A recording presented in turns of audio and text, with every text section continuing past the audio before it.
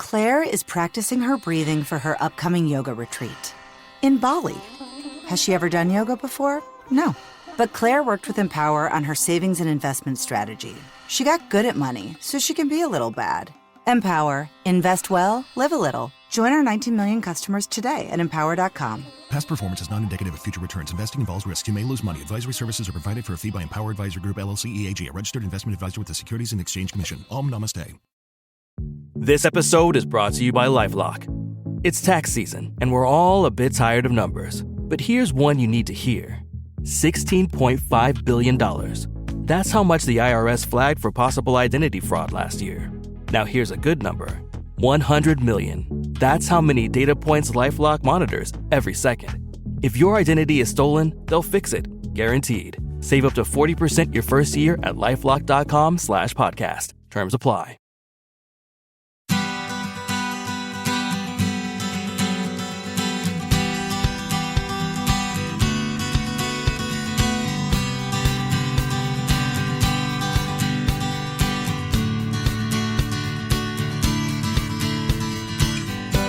Welcome to the Parent Footprint Podcast with Dr. Dan. I am Dr. Dan, your host, and you are listening to the Parent Footprint Podcast, where our mission is to make the world a more loving and compassionate place, one parent and one child at a time. We believe firmly that the key to raising happy, healthy, and engaged kids is for us parents to work on our own happiness, health, engagement, and of course, awareness.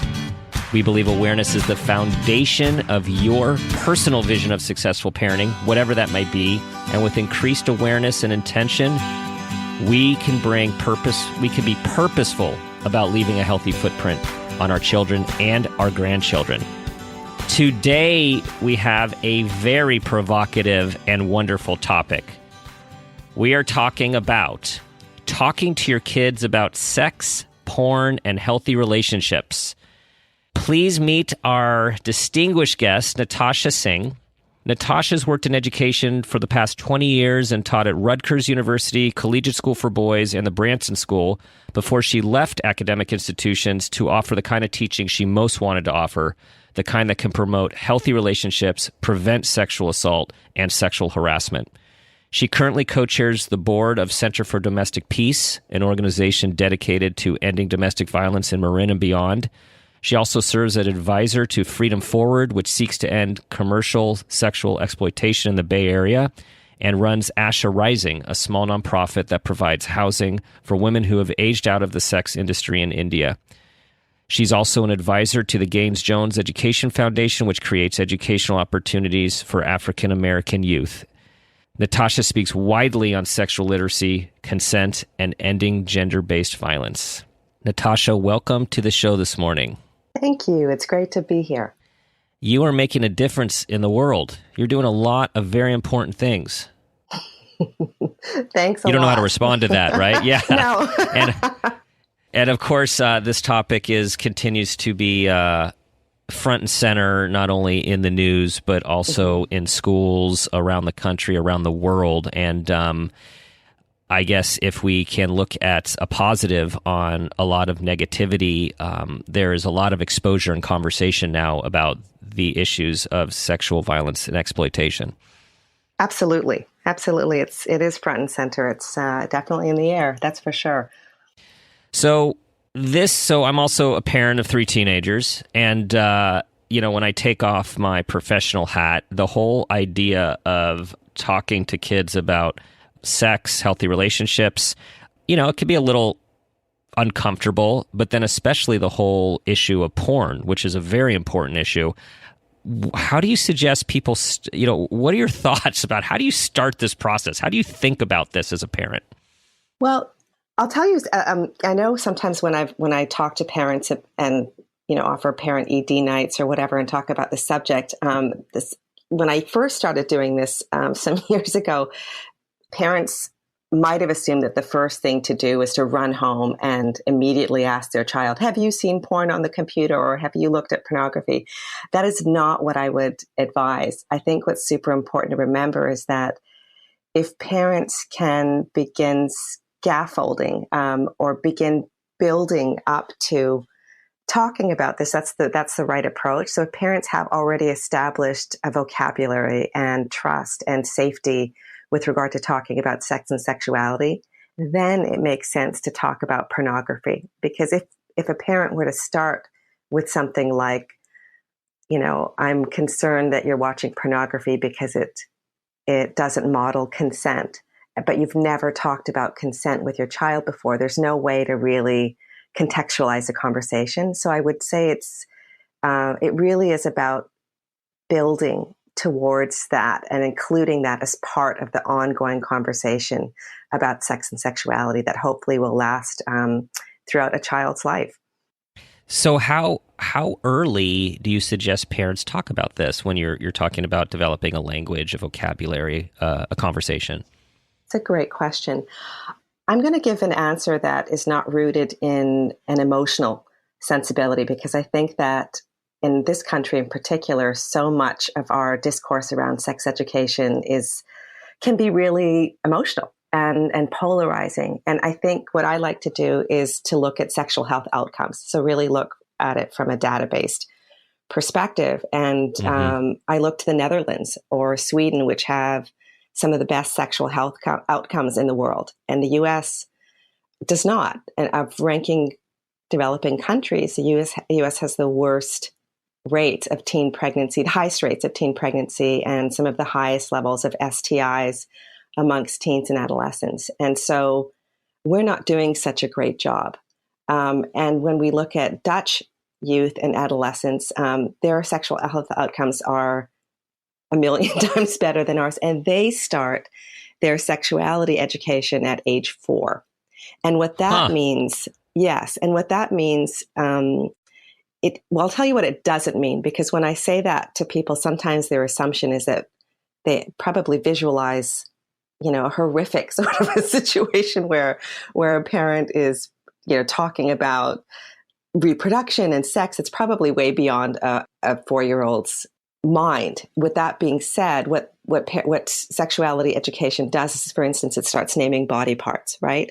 And it's very frank. And so I think talking to kids about body parts is a great place to start at age 4, and to start helping kids name what those body parts are, to talk about love and feelings, to talk about the different ways you can like somebody or be a friend, those kinds of things. So I think having those conversations early are very important. And I would also recommend resisting against the impulse to what I call cutify body parts. Because we tend to say, let's not touch down there, or we have funny little names for body parts. I don't think we need to do that. And I don't think it helps children in their development.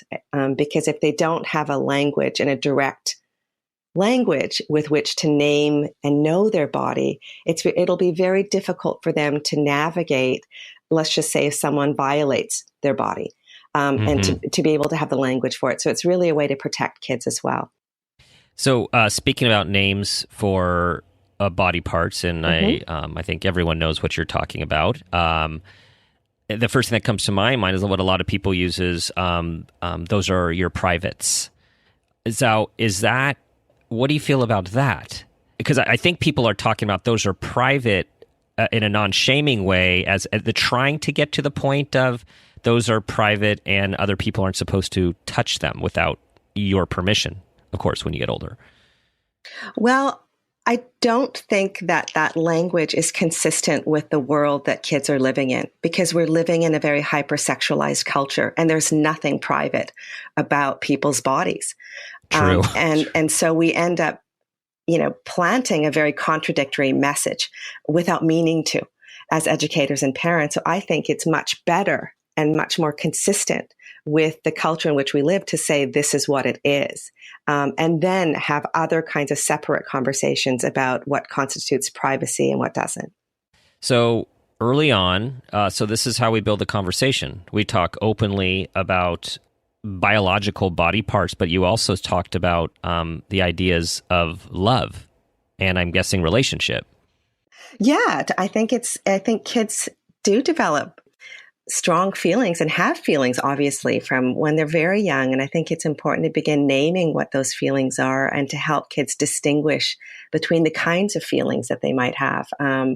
For instance, what does a crush look like? What is it like when a child just wants to be a friend with somebody versus they might have romantic kinds of feelings towards them?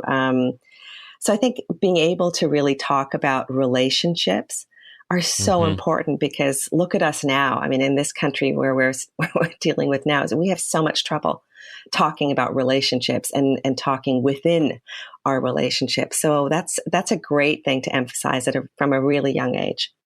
Well, and since we're taking this developmentally and we'll work our way up to the complexity of adolescence, what do you recommend parents say to their younger kids to maybe replace what has been said for many years, which is it's not okay for people to touch you, in your, I guess it was private areas, or name the, more explicitly name the body part. But is that, with little kids, what do we say when we're putting our kids in daycare and kids are going to summer camp, at young ages? I think it's very important to introduce the concept of bodily autonomy and to say to a child and to help. Again, it may take time to have kids understand this over time, but to say that your body belongs to you. And that means that you get to say, or nobody gets to touch your body in a way that nobody gets to touch your body, and nobody gets to touch your vagina or your penis. And you can say that that's inappropriate. And if anything like that happens, I want you to tell me immediately, right? But to begin talking about bodily autonomy is very important, because, and I think it's important also to, again, work on keeping our messages consistent, because when I usually bring up the issue of bodily autonomy with younger people, we can't help, we end up, I take note of the fact that most kids from a very, very young age are warned about stranger danger. So if you take any room full of children and say, how many of you have been warned about strangers touching you? Most of them will raise their hands and say, oh, yes. And I'll say, well, the truth of it is that it's most of the time what we have to worry about with regard to violations of bodily autonomy. Those things happen with people we know, right? With teachers, coaches, neighbors, friends, family members sometimes. And so we want to make sure that we let kids know that they get to direct what happens with their bodies. And we also want to really encourage them to trust their instincts. And we in this culture tend to really focus on etiquette, right? We often push kids to hug their, aunt so-and-so or their uncle so-and-so, even when they don't want to. Right. Exactly. Right. And so it's just starting with those simple things. If a child doesn't want to hug somebody, they don't have to. And to really reframe it. So it's not about, I want you to be nice or to please so-and-so at the expense of your own feelings. So it's, again, changing all of those conversations surrounding the body. That's really important, is because this is pre-sexual is what you're really talking about, right? Like, you don't have to touch or be touched if you don't want to be. Exactly. And I so love that you acknowledge that, because oftentimes when we think about preparing kids for the talk, which I don't believe in, we tend to forget, or we tend to compartmentalize and assume that sex and sexuality is somehow different from everything else. And it's not. We come to sex and sexuality as whole beings.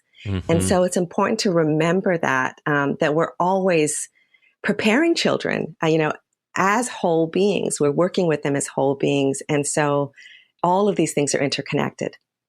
This approach just feels good, because, as you said, when I've in the past had to think about having, quote, the talk, like I remember when I got the talk from my dad, it was uncomfortable, and not because he did anything wrong, but it's like, it just was uncomfortable that there was like a talk, and it was in a car while we were driving somewhere, and it was at an age that it felt really awkward. And I'm certain he probably felt the same way. So in my mind, it's like, oh God, the talk. But this is so much different than the talk. It's about a holistic way of raising our kids, and this is one part of education among many that we are doing to help them find their way in the world.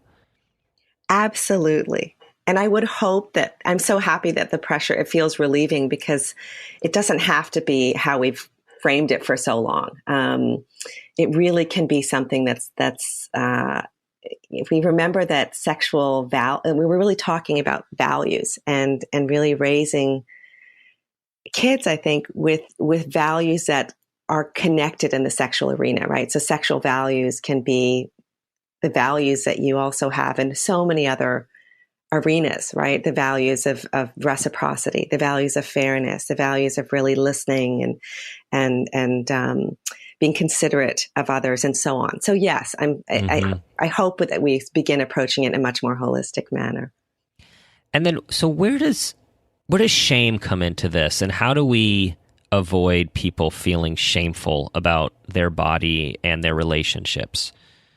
I mean, I think it's really important for us to acknowledge as adults how we've been raised as well. And I think your point about, the awkwardness that you might have experienced with your father rings very true for many of us. And I think it's important to have compassion for ourselves, first of all, as adults trying to work with kids, because I often poll parents or ask them to think about, what sort of messages did their parents give them about sex and sexuality, or what values did they impart? And oftentimes when I ask parents this question in a room, most of them will start laughing, or they'll just say, "Oh my gosh, I don't even want I don't want to go there." Mm-hmm.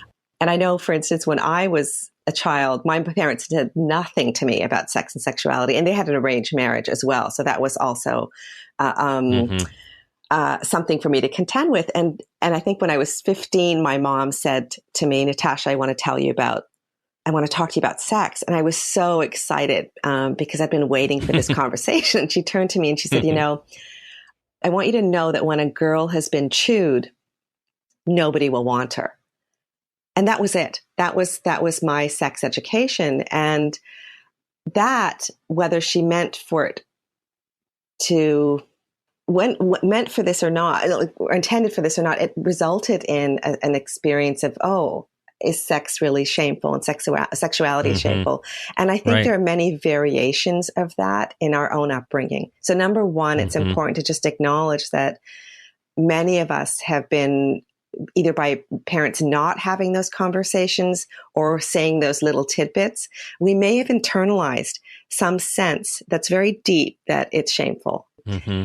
And so I think starting with some self-compassion is important, and also recognizing that we actually have to stand for something very different at this current time. We want to move away from that notion, and we want to actually see sex, or at least create sexuality, as something that is beautiful and celebratory. And I also want to acknowledge that I think there are many reasons why people may see it as shameful. And sometimes that has to do with just how it's been framed for us. I mean, if we see our bodies as pure or impure, I mean, there's so many kinds of ways that we focus on that or frame that in negative ways in our culture. And I'm rambling a bit, but I think that no, you're there's so much there. There is. And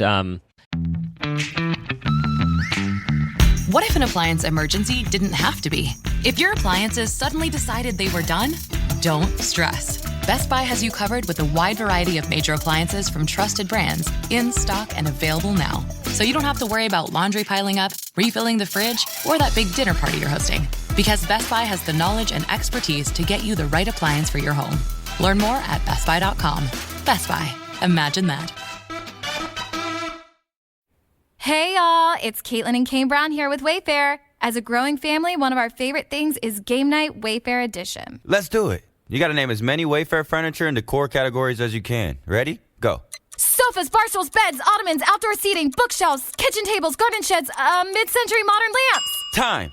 Nice. You got 9 out of a lot.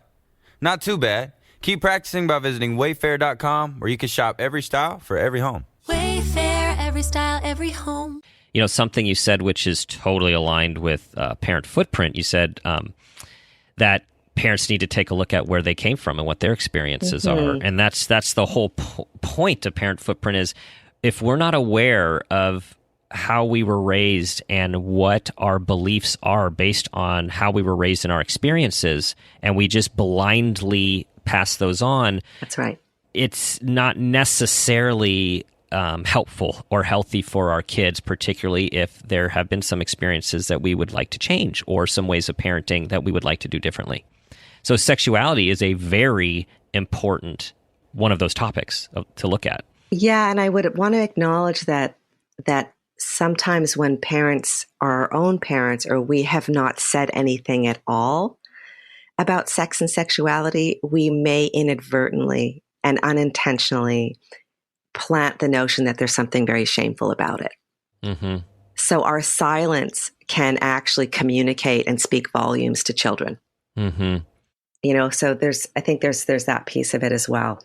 So in two-parent households, often there are parents share different relationships and doing different things with the kids.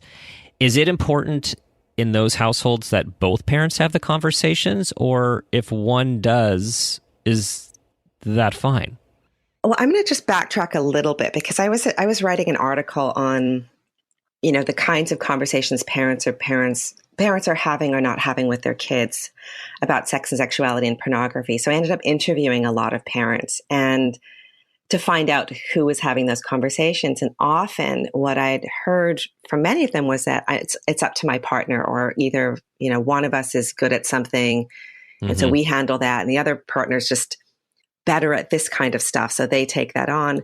But I found that in a lot of families, it was actually gendered, and that the expectation was that more moms would have these kinds of conversations in a parent household where it's a heterosexual couple. And so I think that's worrying for a number of reasons, because, for instance, in my classes, I offer a lot of classes to middle school students and high school students on sex and sexuality and consent and navigating all these issues.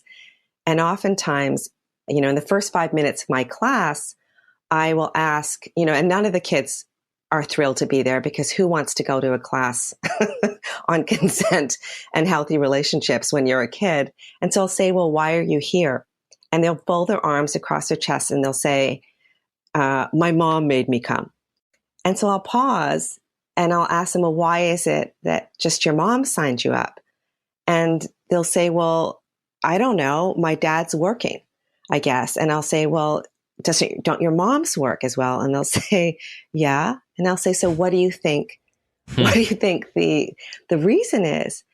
And they look genuinely puzzled and confused. And my worry is that I think we all have to take ownership of these issues. Look at where we are right now as a country and what we're challenged with regard to concerns about sexual harassment and consent and relationships. I think all of us need to own this issue. It's, in fact, more important now than it has been before. Right, we can't afford to have it be that this is just an issue that women are concerned about, or just a father is concerned about it in a family. I think it's really important to model persistence and even talking through something in the face of awkwardness. It's important to model that and important to own it as both parents. I think that's absolutely critical. Well said. And thank you for making that a very important point. Let's go to porn. Sure. I know from just my office and work with adolescent clients that learning that pornography has evolved quite a bit in the last several decades, and it can really distort and distress youth who end up watching them and it seemingly get hooked in, which I've learned it's designed to do. So empower us with how do we deal with this? Given that we've started the conversation and scaffolded, right? We've worked our way up. How do we talk about porn and what do we do about it? Well, I think it's important to be really clear as parents about what your preferences and your policies are in your home. What's challenging about this conversation to sometimes have it within families is that sometimes parents themselves have different viewing habits and aren't necessarily speaking to one another about porn consumption. And what I learned from my interviews with parents is that sometimes parents would say, I'm afraid of bringing this up with my partner because I don't want my porn taken away from me.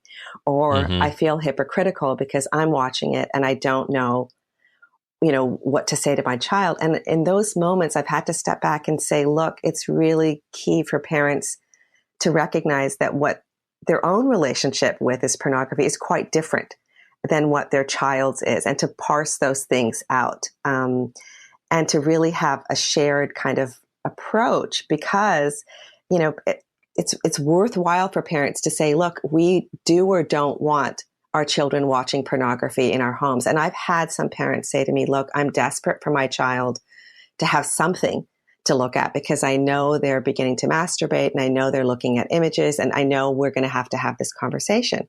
And other parents will say, I do not want my child looking at this. And I think first, it's just important to be clear. And oftentimes what I'm seeing is that when parents aren't saying anything at all, kids are literally and figuratively being left to their own devices. So to start, if you are not comfortable with your child watching pornography, and it's important to remember that porn was not made for children, to say to your child, we do not watch pornography in this home, in the same way that you'd say, you will not be drinking in my home, or will not be doing drugs in my home. So to have conversations about technology, I think it's very important to let kids know that they may encounter material online that is sexually explicit, and let them know what your preferences are with regard to how they deal with that moment. Again, in the absence of those conversations, kids can and more likely will be unintentionally exposed to pornography. And most of the kids that I ask, their first response is, when I ask them, will you tell your parents? They'll usually say, no, absolutely not. I'm afraid of getting into trouble. So I think it's very important for parents to be preemptive and proactive, and to say, the moment you give your child a device, to say, look, you may encounter this. It's not appropriate for you to be watching it because you're going to get ideas and messages that may affect your ideas about love and about relationships. And we don't want you to have that kind of messaging. So I think starting there is really important. And also letting kids know that it's key that you will not be mad at them, but that you really want them to develop a healthy sexuality. And again, I think using analogies can be very helpful with kids. I talk to them about nutrition as an analogy, and I'll say, in the same way that your parents educate you about what you should be putting into your body or shouldn't be, remember that whatever you watch is an act of consumption. So you're feeding your brain with certain ideas, right? Good. And certain images and stories about what it's like with people when they get older and when they have relationships or when they become sexually intimate. And I think to help them become more conscientious decision makers, it will be really part of the work that's required. Well, and your approach, what I really like about what you were saying to all of us is that these are discussions. This isn't, you're in trouble, give me your device. I mean, I know there's, at times, it can get to that, but a lot of parents, start with, this is okay, this is not okay, you're in trouble. Again, with good intention, and probably because they were raised the same way. You're describing an approach which is based on education, based on relationship, based on front-loading, conversations. So there's an open dialogue as opposed to what's right, what's wrong. Here's a consequence.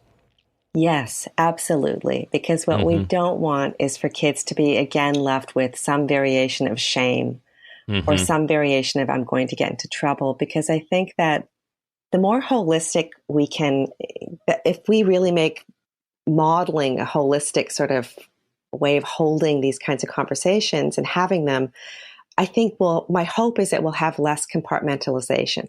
Because what I don't want to see is if a child is afraid or already feels that, he or she's going to get into trouble, you can sort of imagine that if that child is, in a room with a device and alone and is watching pornography, but you have a cocktail of emotions, including fear, I'm going to get into trouble, I have to keep this a secret, I can't stop myself, but this feels really good. When you repeat that or consume that sort of cocktail of chemicals and emotional narratives again and again and again, you end up producing, I would imagine, much more compartmentalized people, right? And right. we don't want that. We actually want people to recognize that, yes, they may encounter pornography and they can make many decisions around it. And sometimes it's also important to let kids know that their genitals might respond, but it doesn't mean that their mind is saying,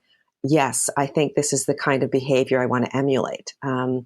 That's a really good point. That's a biological response doesn't mean it's a mental, psychological one. Yes, exactly. Oh gosh, it's time. We have to wind down to the parent footprint moment question, even though I have so many more questions to talk to you about this topic. And you really have laid such a nice foundation for parents to begin these conversations, and we know that it's never too late. Okay, here it is. Parent footprint moment question. Natasha, tell us about a time when you became aware of yourself as an individual or a parent, and that new awareness had a positive impact on your child. Okay. Well, I would say that I this is the moment I'm going to describe is actually with my nephew. Okay. Because I don't have children, and my nephew was visiting my husband and myself over the summer, and my husband and I have a policy in our home, and it's a thing that we do, and it's called Mew time. It's sort of me and you time. But the trick in our home is that and basically what we do is we use this whenever each of us might get lost in our device. So if he's at his computer and I'm at mine working, one of us will say, mew, and we'll say it like it's cute, like a kitten would meow. And the whole message is that, no device is more important than one-on-one time. And so if somebody's longing for a connection, we just kind of sort of say, mew. And you can hear it in our home from wherever it is. And we have to get off our devices and just spend time with one another. And so, and it's sort of, and if you were to watch us doing this, you might think it's strange because my husband's like 6'4". He's a big guy. And from our home, you'll hear this tiny little mew. And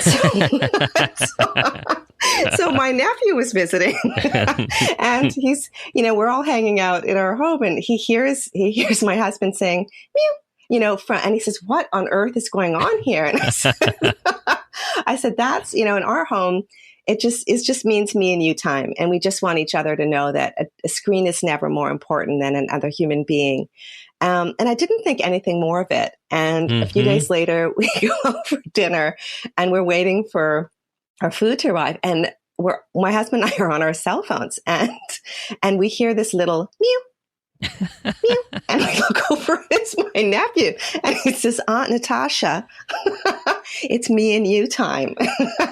And so, that is sweet. Yeah. And we put our cell phones in the center of the table. And I think the takeaway from that for me was just a reminder. And I think all parents can appreciate this is that we really do want to model that human connection is so much more important than screens, especially in this time when almost everybody is struggling with that. So that was just a great moment for us. That is a great moment, and just how easily that was picked up. Back to even our talk today about talking to our kids. This is such a perfect example of we don't have to be always completely intentional and direct, because most of the time our kids, our family, they're emulating, watching what we are doing, right? And again, this is like all about what we talk about at Parent Footprint is be the person you want your child to become because they're watching all the time. That's exactly right. That's exactly right. That's a great story. Tell everyone where they can. I know you do a lot of writing, you do a lot of speaking. How can people follow you? Well, people can go to my website, which is www.sexlited.com. So that's SEXLITED.com. And they can definitely reach out to me if they'd like for me to come and speak. And I do lots of living room conversations, talks at schools. Sometimes I work with groups of small group of parents, a small group of kids. I'm very happy to work with anybody, really, because I'm such a champion of these issues and these conversations and creating partnerships with parents and kids on these issues. You clearly are a champion of all of these issues, and issue which is there's no more important issue these days.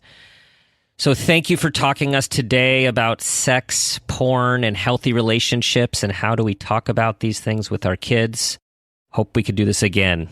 Oh, thank you so much for having me. All right, everyone, that's the end of our show. Thanks for listening today. Check us out at www.parentfootprint.com.